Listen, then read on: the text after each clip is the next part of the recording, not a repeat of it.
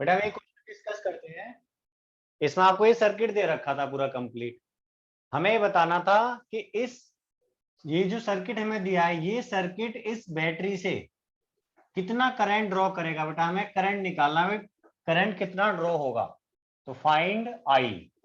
बेटा आपको पता है अगर करंट ड्रॉ हमें बताना है कितना करंट ड्रॉ होगा तो हमें पूरा रेजिस्टेंस फाइंड आउट करना पड़ेगा। इट मींस बेटा मुझे ये वाला रेजिस्टेंस कंप्लीट निकालना है, आर इक्विवेलेंट, ये फाइंड आउट करना है। तो बेटा यहाँ पे हमें सर्किट को समझना है। तो याद रखना बेटा इस टाइप का सर्किट हो ना कि तीन रेजिस्टेंस एक लाइन में है, ऐसे कनेक्ट हो गया, नीचे से कनेक्ट हो गया, बेटा ये व्हीटस्टोन ब्रिज बनता है। अब कैसे बन रहा है वो आपको मैं समझाना चाह रहा हूं। मैंने मान लिया ये पॉइंट ए है, ये पॉइंट बी, ये सी और ये डी। तो मैं आपको ये दिखाना चाह रहा हूं कि भाई ये वाला सर्किट एक्चुअल में क्या है, व्हीटस्टोन ब्रिज का ही सर्किट है ये। तो मैं ये समझाना चाह रहा हूं आपको। तो बेटा देखो आपको बी और सी दिख रहा है, देखो बी और सी मैंने ये मान लिया, ये रहा बी और यहाँ पे है सी। तो बी और सी के बीच में कौन लग रहा है, 6 ओम। बेटा 6 ओम लगा हुआ है बी और सी के बीच में। उसके बाद में बी से ए कनेक्ट है और सी भी बेटा ए से कनेक्ट हो रहा है। तो देखो यहाँ पे ए है, तो आपको पता है बी और ए के बीच में 5 ओम है। देखो बी के और ए के बीच में हमारा 5 ओम आ गया। उधर सी से ए के बीच में कौन लग रहा है, 10 ओम। तो सी और ए के बीच में बेटा 10 ओम। उधर डी पॉइंट था, डी से सी भी कनेक्टेड है, डी से बेटा ऐसे बी भी कनेक्टेड है। तो देखो बी और डी के बीच में कौन है, बी के और डी के बीच में देखो ये लग रहा है 2 ओम। तो बी और डी के बीच में लगा हुआ है बेटा 2 ओम। उसके बाद सी और डी के बीच में कौन है, 4 ओम। और ए के और डी के बीच में बेटा ये बैटरी लगी हुई है 50 वोल्ट की। तो आपको दिख गया कि एक्चुअल में जो सर्किट हमें दिया था वो कुछ अलग नहीं बल्कि व्हीटस्टोन ब्रिज था। तो इसका ये करस्पॉन्डिंग व्हीटस्टोन ब्रिज है, करस्पॉन्डिंग WSB है बेटा ये, है ना। ये मैंने आपको बना के दिखा दिया। तो ये वाला सर्किट और ये वाला सर्किट हमारे लिए दोनों सेम है। अब मुझे बताना था कि इस सर्किट ने बैटरी से कितना करंट ड्रॉ किया। बेटा मुझे करंट की वैल्यू फाइंड आउट करनी है। अब ये देखो सबसे पहले जब भी WSB का क्वेश्चन बने, ये देखो भाई ये बैलेंस्ड है या नहीं है। तो हम देखते हैं 5 का और 10 का रेशो, 2 का और 4 का रेशो देखो सेम आ रहा है। 5/10 कितना होगा, 1/2 हो जाएगा। ये भी बेटा 1/2 है। तो यहाँ पे सॉल्यूशन में लिख रहा हूं मैं as 5/10 is equal to 2/4। So given या करस्पॉन्डिंग कह सकते हैं, so corresponding WSB is balanced. Balanced है, देयरफॉर जो आर में हमारी IBC उसमें कोई करंट फ्लो नहीं होगा। IBC क्या होगा, 0। इसमें कोई करंट फ्लो नहीं हो रहा। तो बेटा इसका होना ना होना हमारे लिए बराबर है। जब इसमें कोई करंट फ्लो नहीं हो रहा, कोई ड्रॉप नहीं हो रहा, तो बेटा हमारे लिए रेजिस्टेंस सर्किट में लगा हो या ना लगा हो दोनों सेम चीजें हैं। तो जब सोचो ये नहीं लगा हुआ, इसको एक तरह से हटा हुआ मान लो, तो बेटा ये हमारा सीरीज, ये हमारा सीरीज। तो अपर आर्म में दोनों सीरीज, लोअर आर्म में दोनों सीरीज में हो जाएंगे। ठीक है। तो मैंने माना भाई I1 करंट अगर मैंने लिया तो देखो इससे भी I1 जाएगा, यहां से अगर I2 है तो यहां से भी क्या जाएगा, I2 जाएगा, क्योंकि ये हो गया बैलेंस। तो इसमें करंट कितना है, I = 0 है। ठीक है, इस वाले रेजिस्टेंस में। तो अब यहां से हम कह सकते हैं now for upper arm, upper arms. बेटा अपर आर्म्स के लिए अगर मैं R डैश की बात करूं, दोनों सीरीज में है, तो 5 और 2 7 ohm. For lower arms, lower arms की बात करेंगे तो उनमें भी बेटा ये दोनों देखो सीरीज में है, तो 10 + 4 14 ओम। अब ये दोनों किसमें हो गए, पैरेलल में। तो इक्विवेलेंट फाइंड आउट कर सकते हैं यहां से हम। नाउ जो इक्विवेलेंट रेजिस्टेंस आया R इक्विवेलेंट इक्वल टू, तो बेटा ये दोनों पैरेलल में है, R डैश और R डबल डैश, ऊपर तो मल्टीपल कर दीजिए, R dash into R double dash, नीचे ऐड कर दो R dash plus R double dash. तो बेटा जो आर डैश की वैल्यू है यहाँ पे 7 है, आर डबल डैश है हमारा 14, नीचे दोनों को ऐड करेंगे तो कितना हो जाएगा 21। चलो एक बार लिखे दे रहा हूं मैं, तो टाइप 21 7 से 3 टाइम्स कट जाएगा तो ये आया 14/3 ओम, आर इक्विवेलेंट आ गया। नाउ उनको तो एक्चुअल में आई निकालना था, तो बेटा आई का फॉर्मूला क्या होगा, ये ईएमएफ को मैं ई बोल रहा हूं, तो आप जानते थे formula EMF upon total resistance बेटा आर इक्विवेलेंट, इंटरनल रेजिस्टेंस यहाँ है नहीं, होता तो उसको हम ले लेते। तो ई की वैल्यू तो हमारी 50 है और जो आर इक्विवेलेंट आया वो आया 14/3, तो यहां से हो जाएगा ये 150/14 या 2 से कट कर दें 75/7 एम्पियर। इतना करंट फ्लो होगा, मतलब जो पूरा सर्किट है करंट जो बैटरी है उससे इतना करंट ड्रॉ करेगा 75/7 एम्पियर।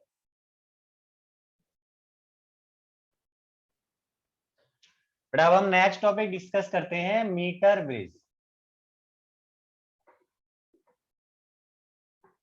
जो बेटा WSB में हमें 4 रेजिस्टेंस दिए होते थे और हमें बैलेंसिंग कंडीशन फाइंड आउट करनी होती थी, तो हमें पता था भाई इन दोनों आर्म में रेजिस्टेंस का रेशो अदर टू आर्म में रेजिस्टेंस के रेशो के बराबर होना चाहिए।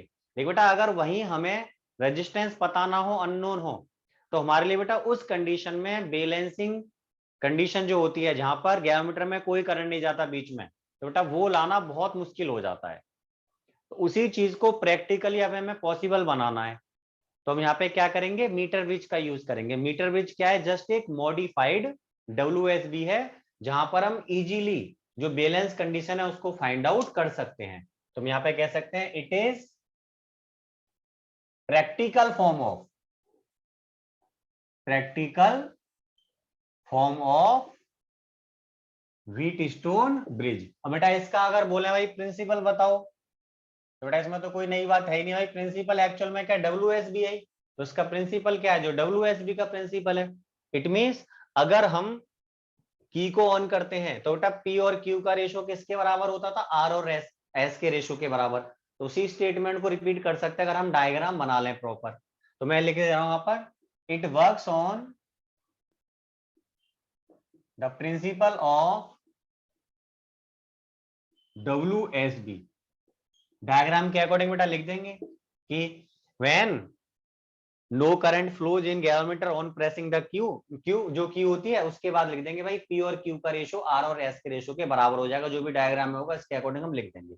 अभी बता दूंगा इस रिमेनिंग पार्ट को मैं। अब बेटा इसमें इसकी वर्किंग कैसे होती है, तो कंस्ट्रक्शन एंड वर्किंग। बेटा वर्किंग से मतलब है हमें अगर कोई अननोन रेजिस्टेंस निकालना है तो उसे हम कैसे फाइंड आउट करेंगे। WSB बेटा हमें अननोन रेजिस्टेंस निकालना होता तो हमें सर्किट को बैलेंस्ड करना होता बेटा, वही हमारे लिए बहुत टफ काम था। तो वहां पे अननोन रेजिस्टेंस निकालना जितना हमें आसान लग रहा होता है दिखने में, एक्चुअली में उतना आसान होता नहीं है, लेकिन यहाँ पे बेटा इजीली हो जाएगा। वो कैसे आप समझो आप, तो देखो नाम से पता है बेटा मीटर ब्रिज, तो देखो इसमें हम 1 मीटर लेंथ का वायर यूज करते हैं, इसलिए इसको बोलते हैं मीटर ब्रिज। तो बेटा ए भी एक वायर है जिसकी लेंथ 1 मीटर है और ये किसका बना होता है, एलॉय का। बेटा मैंने बताया था एलॉय के बारे में कि एलॉय के लिए जो अल्फा होता है वो पॉजिटिव होता है और बहुत कम होता है, इसलिए इस वायर में अगर हम देर तक करंट फ्लो करें तो बेटा टेम्परेचर बढ़ने की वजह से इसके रेजिस्टेंस और रेजिस्टिविटी में बहुत कम चेंज आता है, इसलिए हम किसका वायर यूज करते हैं, एलॉय का वायर यूज करते हैं, उसका रेजिस्टेंस भी ज्यादा होता है। तो बेटा एलॉय का वायर है ये, इसमें क्या करते हैं हम, एक तरफ तो बैटरी कनेक्ट करते हैं की के थ्रू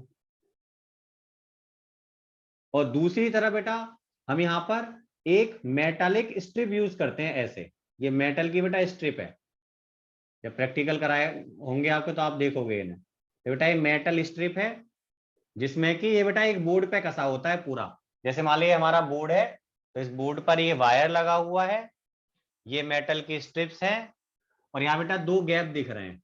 तो एक गैप में तो हम क्या रखते हैं, नोन रेजिस्टेंस, और एक में रखते हैं अननोन। मान लिया इस वाले गैप में, ये यहाँ पे जो गैप है मेटालिक स्ट्रिप में बीच में, मान लिया यहाँ पे बेटा मेरे पास ये है नोन रेजिस्टेंस है, ये नोन है, और यहाँ पे बेटा रेजिस्टेंस है हमारे लिए एस है, इसको मैं अननोन मान रहा हूं, ये अननोन है एस जिसको मुझे फाइंड आउट करना है। और बेटा जो बीच में पॉइंट है यहां, यहां से हम गैरोमीटर को कनेक्ट करते हैं और इसी के साथ बेटा एक पेंसिल टाइप की होती है, मेटल की पेंसिल होती है जिसको हम बोलते हैं जॉकी। तो एक पेंसिल टाइप की होती है मेटल की ऐसे, उस पेंसिल को बेटा हम इस पर स्लाइड करते हैं वायर पर, ऐसे पेंसिल टाइप की होती है उसको स्लाइड करते हैं। और थोड़ी बड़ी बना दो इसे, इस टाइप से होती है पेंसिल टाइप की, इसको हम स्लाइड करते हैं इस वायर के ऊपर।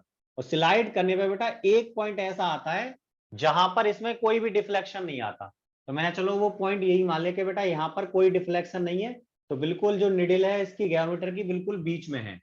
बेटा ये पॉइंट ए था, ये बी था, यहाँ पे पॉइंट सी है और यहाँ पे डी है। और ये वायर की लेंथ कितनी है 1 मीटर, इसका मतलब 100 सेंटीमीटर। तो मैंने माना जब ये जो कि पॉइंट डी पर है तो गैलोमीटर में कोई डिफ्लेक्शन नहीं है, इसका मतलब ये बेटा बैलेंस्ड कंडीशन में ये जो WSB है, क्योंकि मीटर ब्रिज भी क्या है एक तरह से व्हीटस्टोन ब्रिज ही होता है। तो हमने माना जब यहाँ पे बेटा हमें नल पॉइंट मिला, इसको नल पॉइंट कहते हैं जहां पे डिफ्लेक्शन 0 आता है। तो बेटा नल पॉइंट जहां मिला है उसकी ए से डिस्टेंस है L। तो बेटा इधर से डिस्टेंस कितनी होगी, टोटल लेंथ 100 सेंटीमीटर है। तो बेटा इधर बची ये 100 माइनस L। मैं इसके बारे में बता दे रहा हूं बेटा, ए बी क्या है यहाँ पर, A B is an alloy wire. Alloy, alloy का मतलब बेटा क्या होता है यहाँ पर, कॉन्स्टेंटन हो सकता है, कॉन्स्टेंटन, मैंगेनिन हो सकता है, नाइक्रोम हो सकता है, और यूरेका हो सकता है। इनमें से कोई सा भी हो सकता है एक।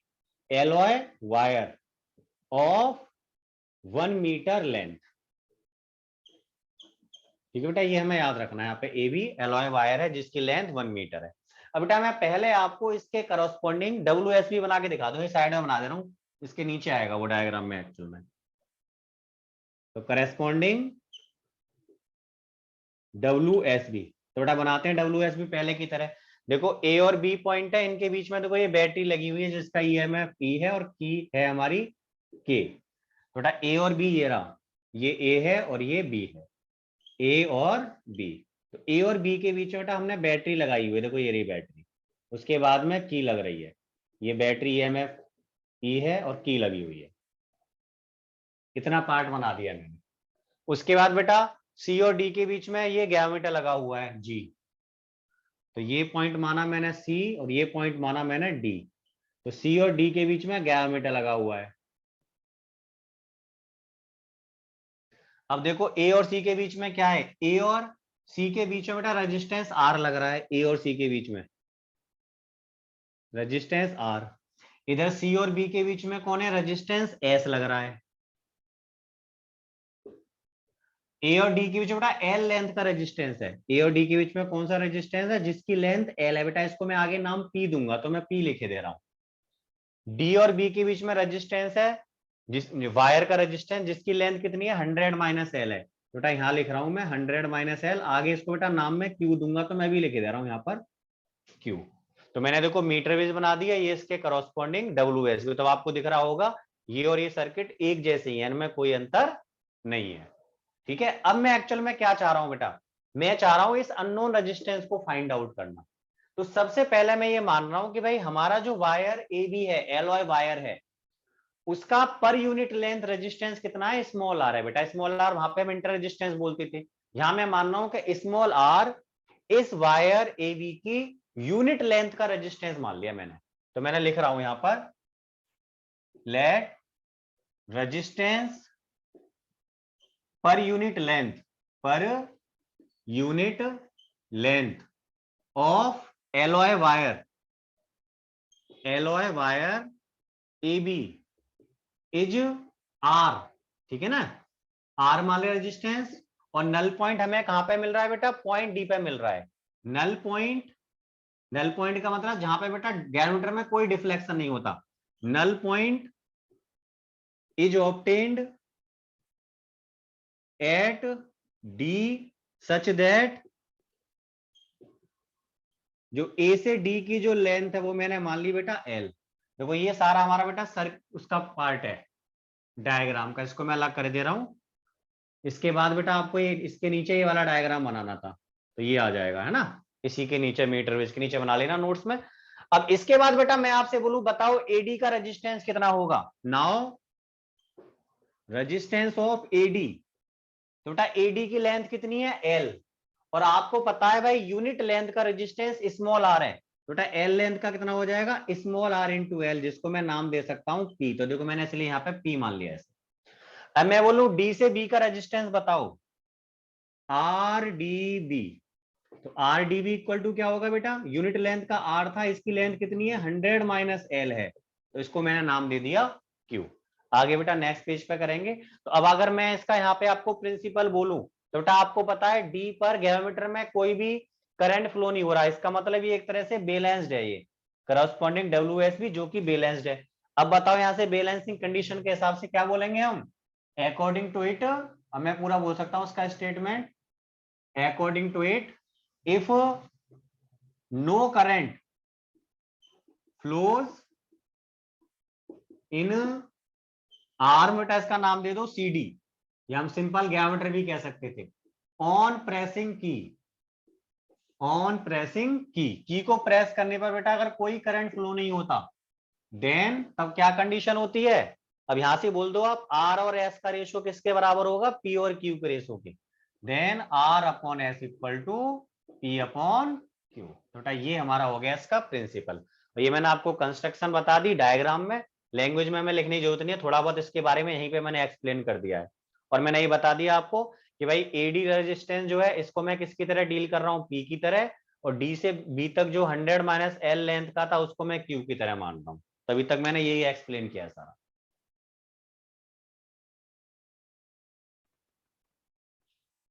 अब इसके बाद आपको पता है जो करस्पॉन्डिंग डब्ल्यूएसबी है, क्योंकि आपको पता है भाई गैसोमीटर में कोई करंट नहीं फ्लो हो रहा, इसी को मैंने यहाँ पे रिप्लेस कर दिया है।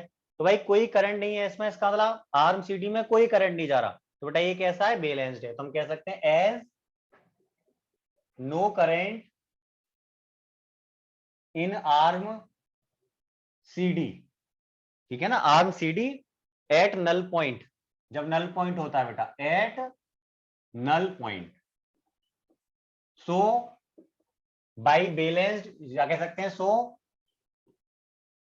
डब्ल्यूएसबी विल बी बैलेंस्ड, तो भाई बैलेंस हो जाएगा। हेंस बैलेंस होते हम यहाँ पे क्या कह सकते हैं कि भाई जो आर और एस का रेशियो हमने जो पढ़ा था, भी लिख भी दिया था प्रिंसिपल में, इक्वल टू होगा पी इज टू क्यू। अब इनकी बस वैल्यू रख दो आप, तो R is to S equal to P की वैल्यू है बेटा हमारी यहाँ पर आर एल, और क्यू की वैल्यू है आर इंटू 100 माइनस एल। तो देखिए आप आर से आर कट गया, तो मुझे तो एक्चुअल में अननोन रेजिस्टेंस एस निकालना था बेटा, चाहो तो इसे पलट लीजिए आप, आगे रफ कर दे रहा हूं इसे मैं। बेटा यहां से हम लिख सकते हैं S upon R equal to 100 minus L upon L, तो आपको अननोन रेजिस्टेंस एस निकालना था, तो एस क्या है 100 minus L upon L into में आर। बेटा आपको ये फॉर्मूला याद नहीं रखना, मैं तो आपको डायरेक्ट बता रहा हूं, देखो कैसे याद रखते हैं इनको। आप सिंपल ऐसे याद रखो कि आपको ही पता ही था, जब बैलेंस्ड होता है तो डिवाइड का जो रेशो होता है डिवीजन का वो इक्वल होता है। तो देखो आपने ऐसे देखा था रेशो, तो अब भी तो वही चीज है, R upon S equal to, ये क्या था बेटा हमारे लिए पी था, ये क्यू था, तो यहाँ पे लेंथ आर से आर तो कटी है, खाली लेंथ बची, तो आप ऐसे याद रखो R upon S equal to L upon 100 minus L. देखो आ रहा है ना, R upon S equal to L upon 100 minus L. तो आप तो जस्ट रेशो से याद रखो, यहाँ रेजिस्टेंस का रेशो ले लो या लेंथ का, क्योंकि आपको पता है फाइनली हमारा ये आर से आर कट जाता है, तो लेंथ के हिसाब से याद रख लो। तो R upon S equal to L upon 100 minus L, तो मुझे लेंथ भी पता होगी भाई, यहाँ पे बैलेंस पॉइंट मिल रहा है, माना ये मिल रहा है मुझे 20, तो इधर कितना हो जाएगा 80, ये मुझे पता ही था, रेशो के हिसाब से बेटा मैं फाइंड आउट कर लूंगा। तो इस तरह से हम अननोन रेजिस्टेंस की वैल्यू को फाइंड आउट कर सकते हैं। तो ये था हमारा कंप्लीट मीटर ब्रिज। बेटा हम बात करते हैं next sensitivity of metre bridge. बेटा मीटर ब्रिज की सेंसिटिविटी से मतलब है कि मीटर ब्रिज जो भी रेजिस्टेंस निकाल रहा है वो कितना एक्यूरेटली निकाल पा रहा है, ठीक है ना, इसका मतलब हमारा यहाँ पे ये है।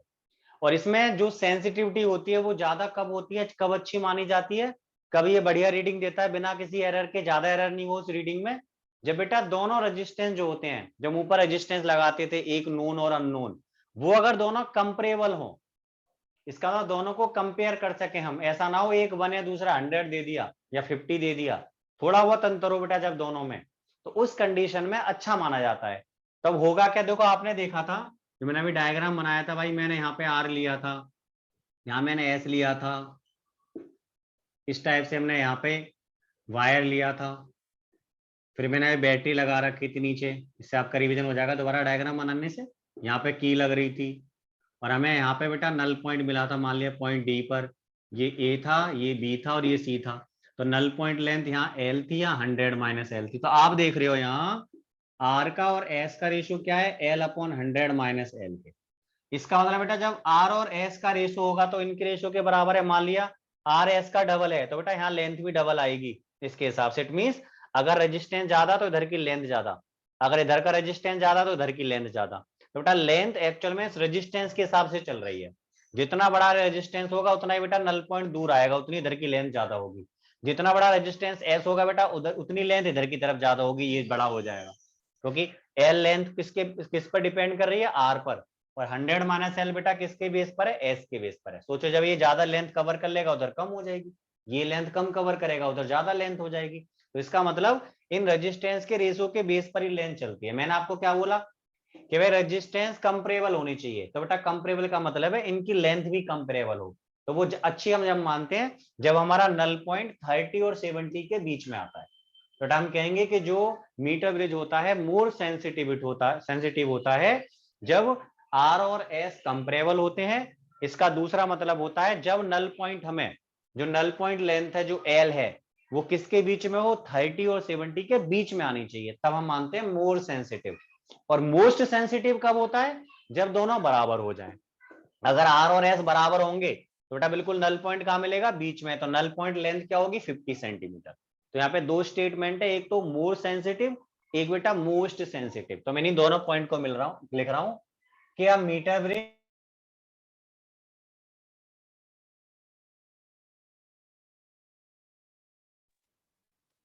यहाँ पर a meter is said to be या metre bridge will be more sensitive when R and S are comparable. R and S are comparable. It means जो नल पॉइंट लेंथ है, null point length should lie, जो L है ना null point length L should lie in between 30 centimetre and 70 centimetre. इसका मतलब क्या आएगा, 30 से थोड़ा पहले हुआ तो हमारे हिसाब से बेटा आर ज्यादा छोटा हो जाएगा, आर छोटा हो जाएगा एस के हिसाब से ज्यादा, और इधर हम 70 को क्रॉस कर गए तो एस बहुत छोटा हो जाएगा आर के सामने। तो कंपेयर करने का मतलब 30 और 70 के बीच में नल पॉइंट आ रहे हैं, इसका मतलब है हम आर और एस को कंपेयर कर पा रहे हैं। फिर बेटा दूसरा पॉइंट है मोस्ट सेंसिटिव का, अ मीटर ब्रिज रह गया बेटा इसमें ना,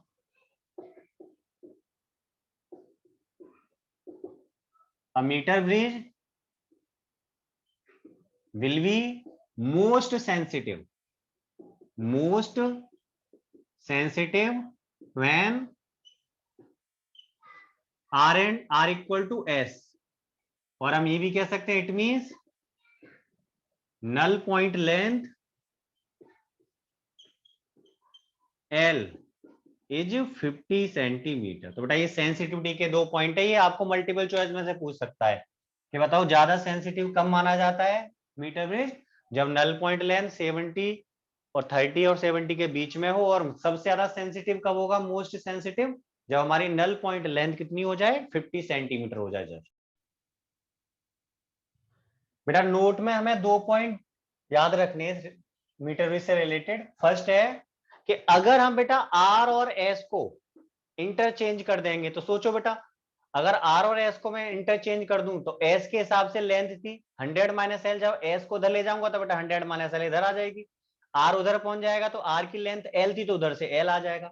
तो जाहिर सी बात है, तो कहने का मतलब है अगर हम आर और एस को रिप्लेस कर दें तो बेटा जो बैलेंस लेंथ थी वो एल की जगह कितनी हो जाएगी 100 माइनस एल, क्योंकि आपको मालूम है आर अपॉन एस था 100 एल अपॉन 100 माइनस एल, तो एस को मैं इधर लिख दूं आर को इधर, तो एस अपॉन आर क्या हो जाएगा 100 माइनस एल अपॉन एल। तो बेटा बैलेंस लेंथ तो ये वाली होती है, तो इसकी जगह कौन आ गया 100 माइनस एल। तो पहला पॉइंट लिख रहा हूं मैं, when we interchange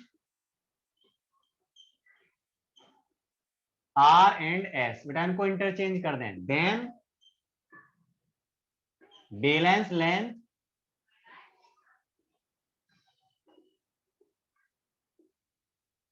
changes L to 100 minus L. जो पहले बैलेंस लेंथ बेटा एल थी अब कितनी हो जाएगी 100 माइनस एल हो जाएगी बैलेंस लेंथ, क्योंकि ये इंटरचेंज हो गए तो बेटा उसी के हिसाब से रेशो चलता है, तो लेंथ भी आपस में इंटरचेंज हो जाएंगे ये और ये। उसके बाद बेटा दूसरा पॉइंट, यहाँ तो इतना कोई ज्यादा वैसा डिस्कशन है नहीं कि भाई समझ नहीं आया। अब बेटा नेक्स्ट सेकंड पॉइंट पर आते हैं हम। सेकंड पॉइंट था कि अगर हम बैलेंस पॉइंट पर, जो बेटा डी बैलेंस पॉइंट है बेटा, यहाँ पे गैमीटर आ जाएगा, जो हमारा डी बैलेंस पॉइंट है बेटा, अगर मैं बैलेंस पॉइंट पर गैल्वेनोमीटर को और बैटरी को इंटरचेंज कर दूं तो भी बेटा हमारी बैलेंस लेंथ पर कोई फर्क नहीं पड़ता। हम कह सकते हैं इफ वी इंटरचेंज गैलोमीटर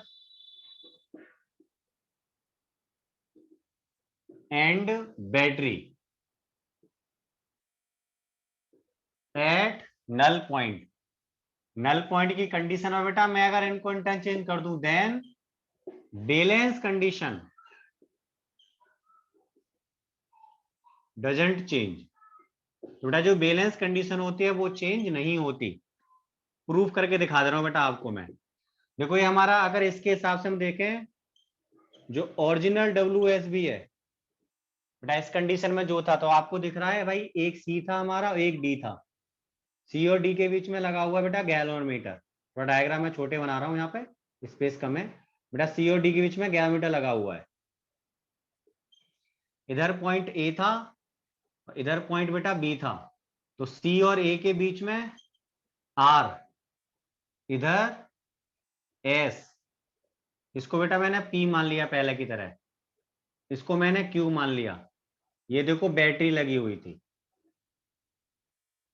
तो अगर मैं यहां के हिसाब से बोलूं बताओ बैलेंस कंडीशन क्या है इसकी, बैलेंस कंडीशन, तो बेटा इसमें कोई करंट तो जा ही नहीं रहा, तो आर और एस का रेशो पी और क्यू के बराबर है, R upon S equal to P upon Q. ठीक है, अब उस दूसरे केस में बात करें, on interchanging battery and galvanometer, बेटा करो इनको इंटरचेंज।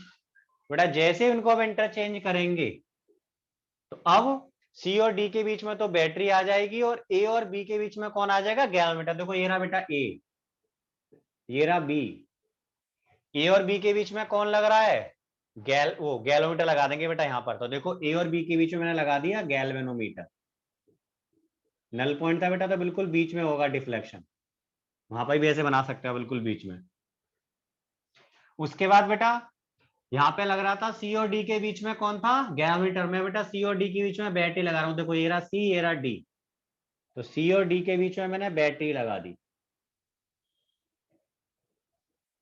और ए और सी के बीच में तो जो था उनको तो चेंज किया ही नहीं है, ए और सी के बीच में कौन था बेटा आर, और यहां से ए और डी के बीच में बेटा एल लेंथ का रेजिस्टेंस था ए और डी के बीच में, तो वो ये रहा जिसको हमने पी नाम दिया था। सी और बी के बीच में कौन है एस,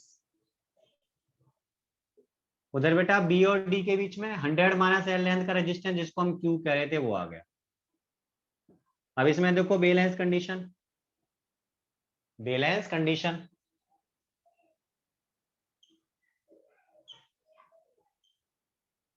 थोड़ा क्या होगी बैलेंस कंडीशन, यहाँ के हिसाब से अगर हम देखें, थोड़ा इधर लेके दे रहा हूँ, यहाँ स्पेस सही है, इसकी जो बैलेंस कंडीशन आएगी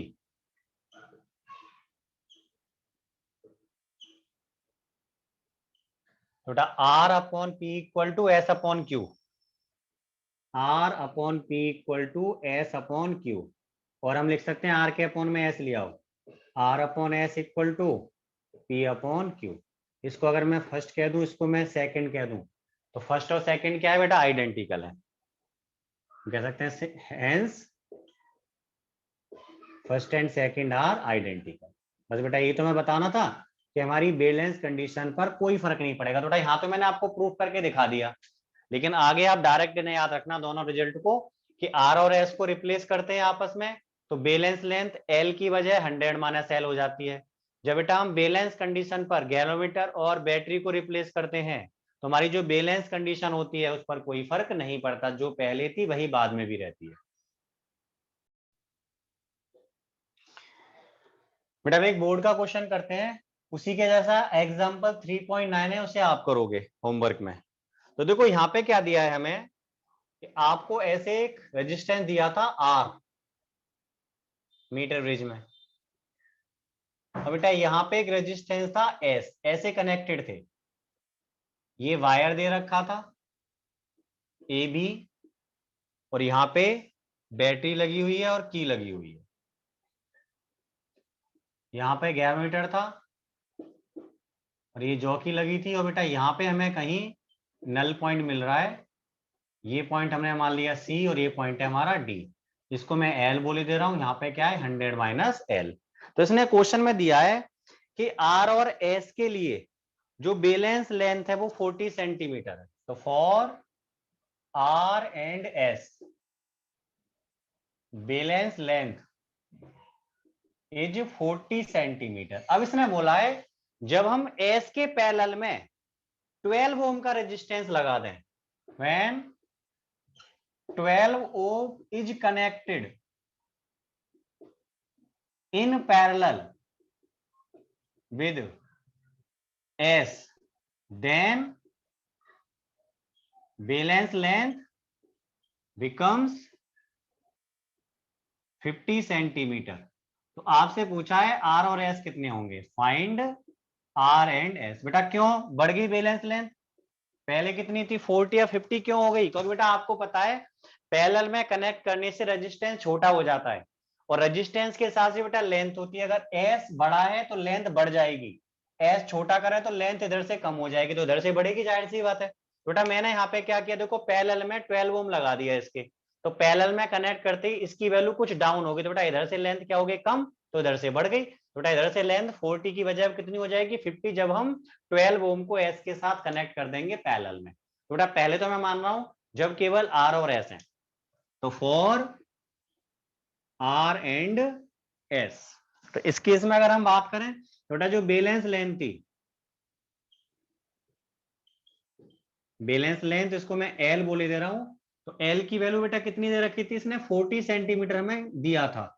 नाउ बेटा आपको फॉर्मूला क्या बताया था मैंने अभी, R upon S equal to क्या हो जाएगा, एल अपॉन 100 माइनस एल, ये तो आ जाएगा एल अपॉन 100 माइनस एल। तो आर अपॉन एस, एल कितना है हमारा 40, या बेटा 100 माइनस 40 डायरेक्ट कर दूं 60 लेंथ हो गई।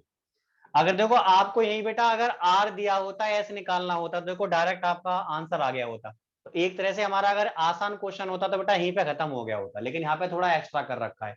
तो अब आप ऐसे क्वेश्चन कर सकते हो, यहाँ पे केवल आर एस दिए हो और बैलेंस लेंथ दे रखे हो, तो बेटा आप एक पता है तो दूसरे रेजिस्टेंस को आराम से यहाँ से सॉल्व करके निकाल लोगे, है ना।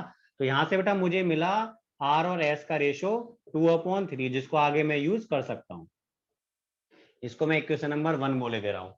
अब उसके बाद बेटा नेक्स्ट केस पर आते हैं। नेक्स्ट केस है when 12 ohm is connected in parallel with S, तो बेटा नया रेजिस्टेंस क्या हो जाएगा एस डैश। तो आपको बता बेटा जब दो रेजिस्टेंस को हम पैरेलल में कनेक्ट करते हैं तो रिजल्टेंट कैसे निकालते थे, ऊपर मल्टीपल करते थे 12s, नीचे बेटा ऐड कर देते थे 12 प्लस एस, ये बेटा नया रेजिस्टेंस हो गया। और जो बैलेंस लेंथ है, बैलेंस लेंथ वो बेटा आपको बता रखी है एल डैश कितनी हो जाती है बैलेंस लेंथ 50, पहले मैंने एल मान रखी है, अब एल डैश होगी 50 सेंटीमीटर। अब बेटा आपके लिए यहाँ पे आर है, यहाँ पे कौन है अब एस नहीं है। अब एस के साथ 12 ओम पैरेलल में जुड़ गया तो अब मेरे लिए वो एस डैश है। तो नाउ मैं बोलूंगा आर अपॉन यहाँ पे कौन एस डैश माना जाएगा वो। Now R upon S dash equal to length बेटा अब कौन सी हो गई L dash. L dash upon 100 minus L dash. बेटा आप एस डैश की वैल्यू निकाल चुके हो, यहां रख दो। तो इसको सॉल्व करते हैं आगे।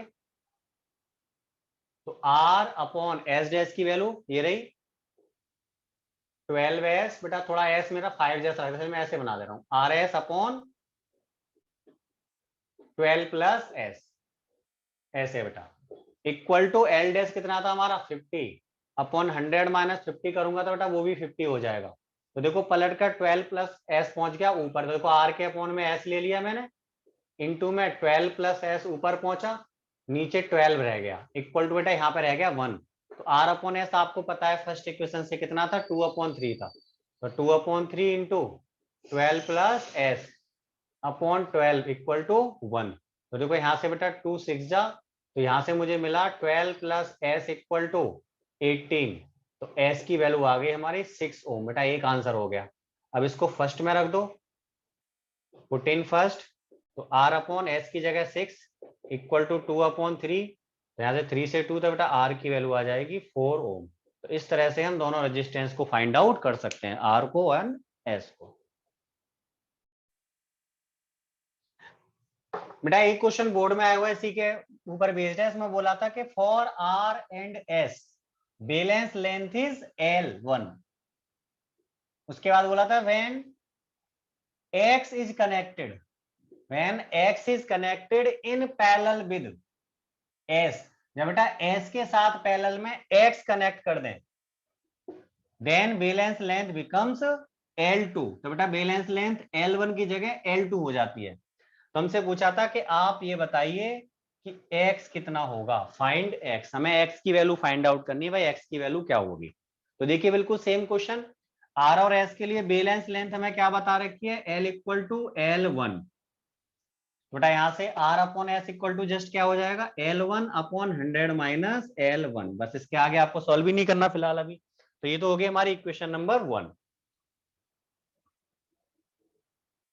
इसके बाद था जब बेटा हम x को कनेक्ट करते हैं when x is connected in parallel with s। वहां पे 12 था, यहाँ पे बेटा x हो गया। तो यहाँ पे आ जाएगा हमारा x s नीचे x प्लस s। तो बैलेंस लेंथ हमारी जो हो गई अब यहाँ पर l डैश बोल दो आप चाहो तो। l डैश कितना बोला है इसने, अब L2 हो जाती है बेटा balance length. L equal to L1 थी, अब L डैश हो गई L2। तो यहां से क्या आएगा अब r अपॉन s की जगह बेटा अब s डैश बोला जाएगा equal to L dash upon 100 में एल डैश लिखो फिलहाल अभी। आर अपॉन एस डैश की वैल्यू कितनी है X S upon X plus S. बेटा उधर हो जाएगा हमारा एल डैश की वैल्यू L2 है, तो यहां हम लिख देंगे L2 अपॉन, यहां तो लिखना पड़ेगा ऐसे 100 माइनस L2। बेटा पलट कर यहाँ पर R अपॉन एस, ये x प्लस एस हो गया ऊपर, नीचे कौन था x equal to L2 upon 100 minus L2। बेटा इसके बाद हमें कैलकुलेट करना है, अब ये हमारे काम का नहीं है। तो देखो इसको अब आगे कैसे कैलकुलेट करेंगे वो देखते जाइएगा। बेटा यहाँ पे अब हमें R अपॉन एस की वैल्यू पता है फर्स्ट से कितनी थी L1 अपॉन 100 माइनस L1 थी। तो बेटा R अपॉन एस से लिख रहा हूं मैं L1 upon 100 minus L1 into में देखो x के अपॉन में x लिखेंगे तो बेटा 1 हो जाएगा, प्लस में क्या है s upon x equal to L2 upon 100 minus L2। तो देखो यहां से मैं 1 प्लस एस अपॉन एक्स निकाल रहा हूं, तो 1 plus S upon X equal to बेटा यहां से 100 माइनस L1 तो इंटू में आ जाएगा L2 इंटू 100 माइनस L1, नीचे बेटा L1 अपॉन में आ जाएगा L1 इंटू 100 माइनस L2। आप बेटा एस अपॉन एक्स निकालो, तो एस अपॉन एक्स निकालने के लिए L2 into 100 minus L1 upon L1 into 100 minus L2। बेटा 1 गया माइनस में, अब ये फ्रैक्शन बन गया, सॉल्व करिए इसे। तो s upon X equal to बेटा यहाँ से एलसीएम आ जाएगा हमारा L1 इंटू 100 माइनस L2। बेटा ये माइनस में पहुंच जाएगा, तो यहाँ पे आएगा L2 100 माइनस L1 माइनस में L1 100 माइनस L2। यहाँ तक पहुंचे बेटा, बाकी देखो मैं यहाँ कर दे रहा हूँ, समझ जाना, थोड़ा स्पेस कम है यहाँ। लास्ट क्वेश्चन है हमारा ये। इसके बाद देखिए हम यहाँ पे आ जाएंगे। अब इसे सॉल्व करो आप। तो देखो इसको मैं साथ साथ पलट भी रहा हूँ बेटा, हमें x चाहिए था, देखो x अपॉन एस, तो x अपॉन एस इसको भी पलट के लिख दो, L1 100 माइनस L2। बेटा नीचे से अगर मैं सॉल्व करूंगा, इसको सॉल्व करने बेटा यहाँ पे कॉमन कौन आ जाएगा, यहाँ पे अंदर मल्टीपल करो पहले, 100 L2 माइनस L1 L2, फिर बेटा माइनस लग रहा था, यहाँ पे क्या आएगा 100 L1, ब्रैकेट में सॉल्व कर रहा हूं मैं, 100 L1 minus L1 L2 minus L1 L2। तो बेटा यहां से आप देख रहे हो L1 L2 हो गया कैंसिल, आपको तो x निकालना था तो s इंटू में आ जाएगा, x इक्वल टू,